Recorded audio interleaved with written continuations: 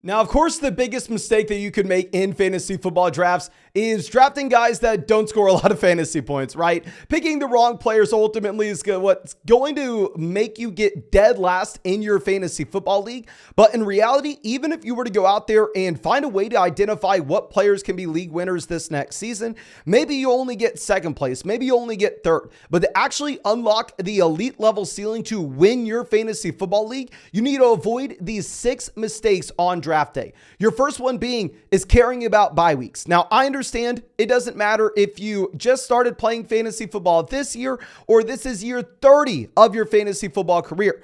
People inherently think about bye weeks every single time that they are drafting a fantasy team, and it makes sense why. Because when you go to draft a player, when you click his name, you get 3 pieces of information right there on the surface. You get the player's name, you get the team that he's playing for, and you get the bye week that he has. So inherently, a lot of people begin to think, okay, well, maybe this bye week matters. Maybe this is something that I should think about, even if not a lot, I need to keep it in the back of my mind. And in reality, if during your fantasy football draft, you allow a bye week to deviate from your main strategy, you allow a bye week to take you off the player that you really want for someone that you're not as excited about, it can be a devastating mistake. Now, a couple of different reasons that these bye weeks don't matter is one, you have to think about how much your team is going to change throughout the course of the season. Now, I understand we all sit here and think when we're drafting in July, when we're drafting in August, when we're drafting in September, that team that we're going to have, we're going to take all the right guys. And that's going to be our team by the time we get to the fantasy football playoffs, by the time that we get to week 13. In reality, that's not the case at all. In reality, you should expect that about 40% of those players that you draft, you eventually cut at some point for an option coming off the waiver wire. On top of this, if you're in that league that you're going to be an active trader through the course of the season, that 40% number can maybe go up to about 50 to 55 to maybe even 60% of your team that may look different by the time you get to week 13 than it is on draft day. So in reality, even if you have a lot of players that stack up on the same bye week at the time of your fantasy draft, it may not matter by the time that you get to that bye because those players may be in a different order across the league. Now, one other thing I want to point out is even if worst case scenario, you overload on the week 13 bye. You have so many guys on a week 13 bye that you're having to start Cordell Patterson as your running back too, and you lose because of so. In reality, it's not the end of the world. If you're looking at one individual week through the course of the entire season, that is going to make up of 5.88%, about 6% of your overall weeks in fantasy football this year. And it's going to be one of the least important weeks where we know inherently weeks 15, 16, and 17 matter significantly more. So worst case scenario, even if a bye week causes you to lose an individual matchup, you're going to be sacrificing 6% of your season. And if all those bye weeks line up on the same week for you and you lose that one week, you may be actually at an advantage every other week in your league going up against everybody else who maybe only has 1 to 2 players on bye. If you have all your guys on the same bye, you'll be at 100% when they'll be at 90%. Now, should we make that a strategy? No. In reality, it's all going to even out in the end. Do not worry about bye weeks. Now, number 2 is drafting injured or suspended players when you are not able to put them on the IR. Now, this is a devastating mistake in that we know at the beginning of the season, it is so important to make sure you're churning your waiver wire. It's so important for you to be able to find this year's version of Isaiah Pacheco. We know every single season, there's going to be someone that comes off the waiver wire to allow people to win fantasy football leagues for essentially free. And we should assume that through the first month of the season, the last 3 to 4 guys on our roster are going to be cut, and we will pick up someone else if they do not hit their ultimate ceiling.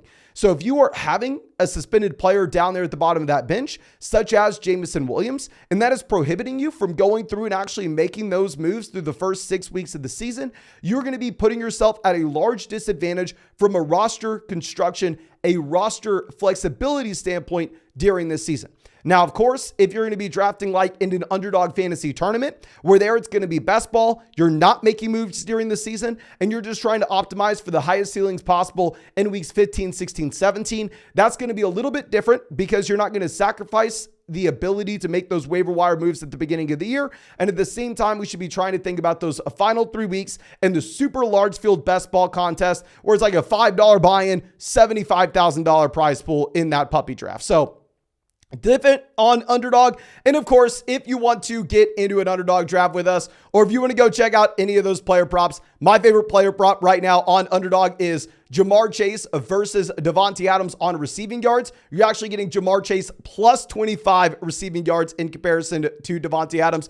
I'm taking the Chase side of that easily, but we're streaming every single day Underdog drafts on the live stream. It's best ball, so no time commitment at all during the year. That's how I drafted 700 teams and won $150,000 last season. And if you sign up with promo code FLOCK with the link in the comment section or description, you are going to get a 100% deposit match up to $100. Plus, you're going to get our 2023 fantasy football rankings, as well as a free trial to flockfantasy.com.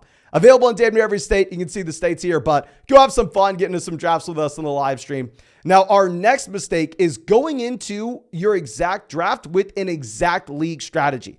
Now, you should feel comfortable with a multitude of different strategies going into your league. And what you should do is you should be like water. You want to be fluid. You want to allow the rest of your league mates to dictate the winning strategy, and you want to zig while other people zag. The best example of this is going over and looking at 0 running back builds this year. I know a lot of people are super excited to go through and attack the draft with a 0 running back approach. They want to go wide receiver round 1, wide receiver round 2, wide receiver round 3, wide receiver round 4, and then look at running backs later on.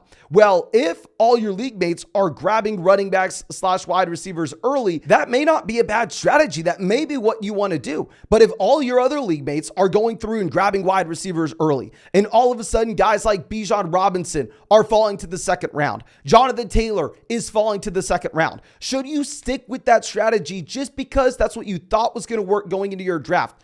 No, you should be flexible. You should be willing to pivot. You should be willing to take that value and change your strategy based off the values in your drafts. So please don't think that there's only one way to win fantasy football leagues. You need to feel comfortable with the multitude of different strategies. That's why I recommend getting in a ton of drafts before the main fantasy football league that you care about, trying out different things. That way you can take the path of least resistance and pick up the most value in your league. Now, the fourth mistake is going into your draft and not looking at other resources when it comes to ADP or fantasy football rankings. Now, of course, my rankings are on flockfantasy.com, and you can look at Underdog ADP for updated ADP with high stakes fantasy football drafts. But if you go into, say, your Yahoo Fantasy Football League, you go into your ESPN Fantasy Football League, you go into your NFL Fantasy Football League, and you're only looking at the ADP that they have on that site, you may end up thinking that you're getting a great value, whereas in reality, everywhere else that player is being drafted way later. A great example is this is if you are looking at ESPN drafts right now, Calvin Ridley is going in the 6th round. If you're looking at Underdog contest, Calvin Ridley goes in the 3rd round. If you're looking at Chris Olave in ESPN drafts, he is going in the 4th round. In Underdog drafts, he is going in the 2nd round. So if you have this type of resource at your disposal, it'd be kind of crazy not to at least look at it, not to at least understand it and see what other people are doing. That way, maybe you can look at the exact format that you're playing in and identify the best values that are going to be in your draft, such as Chris Olave in round 4 or Calvin Ridley in round 6.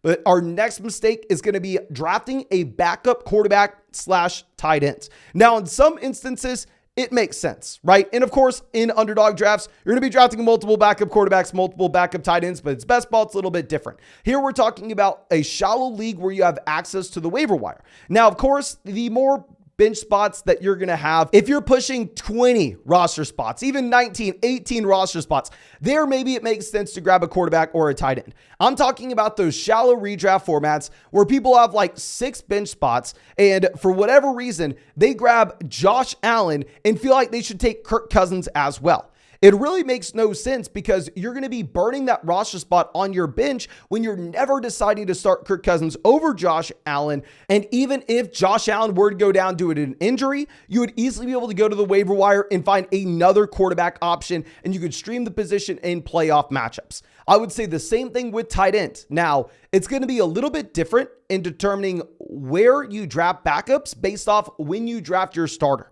So if you were to wait until the last, say, 3 rounds and you were to grab the combination of Kirk Cousins and Geno Smith as your 2 starting quarterbacks, there I'm fine with you having 2 guys and you going through and playing the matchups. Or the same thing if you were to wait until the last 2 rounds at tight end and you go, say, Cole Kmet and Tyler Higbee. That way you can say, okay, well, maybe one of these guys works out. This is going to be specifically if you grab the elite level quarterback that you're starting regardless of matchup, or the elite level tight end that you're starting regardless of matchup. The advantage that you get by taking Kelsey, the advantage that you get by taking someone like Mahomes is you don't have to roster that backup. Instead, you can use that extra roster spot on a high upside running back. And even if your starter were to go down, then at that point, you go to the waiver wire. Now, our next mistake is drafting low upside options at the end of your draft. Now, in general, I understand, yes, maybe you're sitting there at the end of your draft and you're going, well, Mason, come on, man, Zay Jones had great weeks last week. We saw some massive spike weeks from Zay Jones. Or maybe you're sitting there going, well, Mason, I don't know, man. I really like Gallup. Remember how good Gallup was 2 years ago.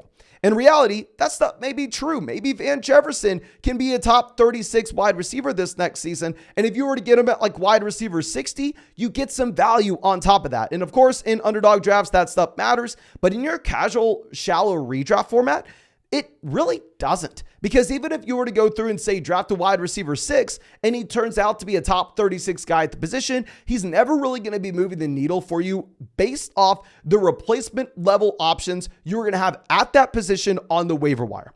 So generally what I'm looking to do with our last few roster spots is I want to be getting lotto tickets. I want to be going through and taking guys that most likely are going to be nothing. Most likely are dead weight, and we're going to cut them the second we get to the season, and we learn that. Guys like Ezekiel Elliott, Leonard Fournette, Kareem Hunt, players that don't even have rosters right now, and we can say, okay, yeah, I mean, if they don't sign, if they turn into nothing, nobody's going to be surprised, and we can go ahead and we can cut them by the time we get to week 1 and pick up one of those exciting options off the waiver wire. But on the opposite end of the spectrum, if one of those backs were to sign to say like the Miami Dolphins, all of a sudden they can turn out to be top 24 running backs in fantasy. They can turn into players that actually make a difference for you. And that's what we want at the very end of these drafts. We want bimodal ranges of outcomes. We want the guy to either be good and a difference-making player or bad and very easy to cut. The last thing you need to be doing is going through and taking guys that are never going to be great, but are going to be just good enough where you don't feel comfortable cutting them. That example would be those depth wide receivers like Michael Gallup, Van Jefferson, Adam Thielen, Rondale Moore, Darnell Mooney, Jacoby Myers. Those guys are really never going to move the needle for you. Take a swing on some massive upside options that you'd feel comfortable cutting at the beginning of the year. But I think that's all we have for this video. Again, thank you so much for checking it out. If you have not done so already, go down there, drop a like on this, subscribe to the channel if you play fantasy football. And if you play fantasy football and want to get into a draft with us, or if you want to get into a draft in the public lobby, Underdog Fantasy is the best place to practice for your main fantasy football league this next season. We're streaming every single day Underdog Drafts on this channel. You can sign up with promo code FLOCK. They're going to match your first deposit dollar for dollar up to $100. You're also going to get our 2023 fantasy football rankings and a free trial to flockfantasy.com with that link in the description as well as comment section. Now, of course, if you want to check out any of those player props, also going to be on Underdog. My favorite player prop right now is going to be Jamar Chase plus 25 receiving yards versus Devontae Adams. But that's all I have for you. Again, thank you so much, ladies and gentlemen. Really do appreciate you, and really hope I get to see you in the live stream later tonight, and hope I get to draft with you in that live stream.